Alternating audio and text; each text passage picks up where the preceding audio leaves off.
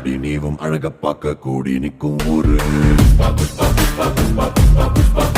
நீ தோள தூக்கி நடந்தா பூமி தூள் பறக்கும் பாரு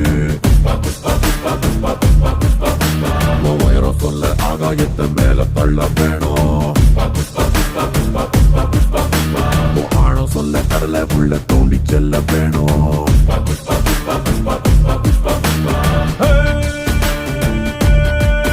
ஒரு சிட்ட குருவி போல இருந்தா கொட்டு மழையில் நீ தனியா ரெக்கி நடங்கி நிக்க வேண்டி வரும்